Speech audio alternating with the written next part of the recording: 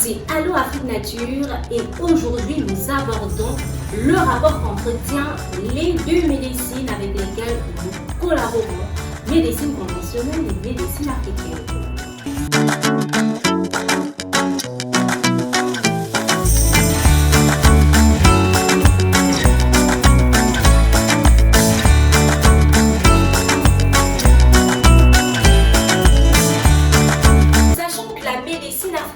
Est donc mère de toutes les médecines.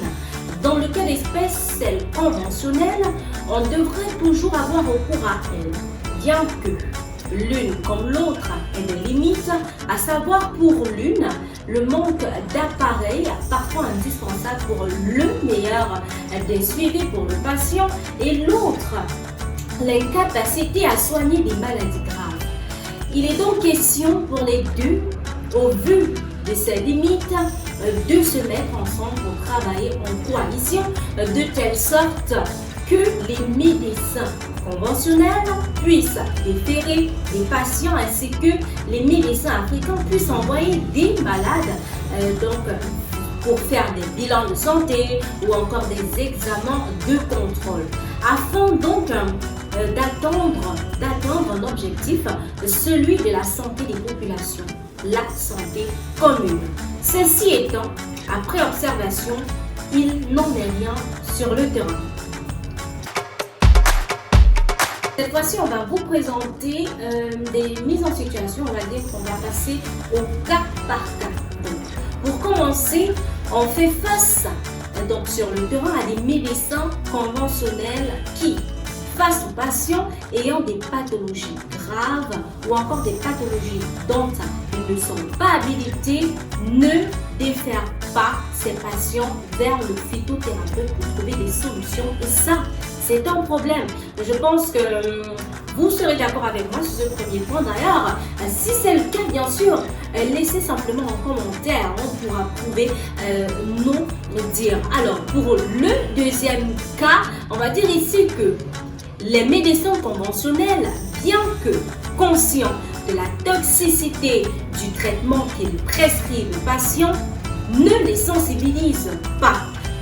Mais lorsqu'ils sont eux-mêmes victimes d'une pathologie, ils vont ainsi faire recours à la médecine africaine. Ironie du sort, vous serez d'accord avec moi. Comment se fait-il que vous allez vers un médecin qui, par la suite, ne va pas vous sensibiliser sur les risques du traitement que vous allez suivre, mais lui, par contre, lorsqu'il est malade, va immédiatement se rendre vers la médecine ou aura recours à la médecine africaine. Posez-vous les bonnes questions. Un autre cas pour cas, cette fois-ci, certains médecins, bien que face à des analyses parfois incomprises suite à des examens sur le patient, vont maintenir celui-ci dans le supplice, excusez-moi du terme. Je m'explique.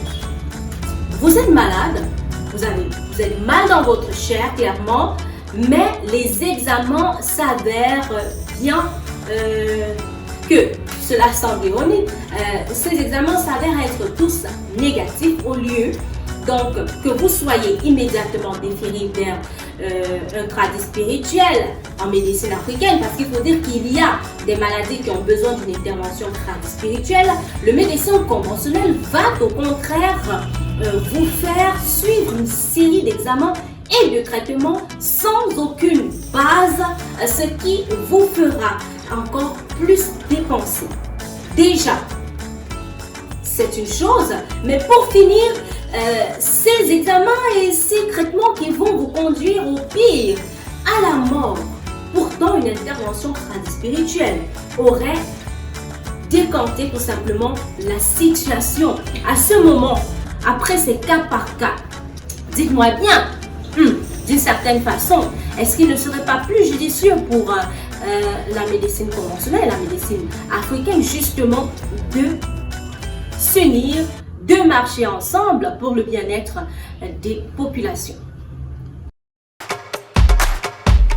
Étant donné que cette coalition peine à être effective sur le terrain, le choix et le discernement revient bel et bien aux patients. Donc, il doit avoir l'aptitude de se lever pour sa santé au moment opportun.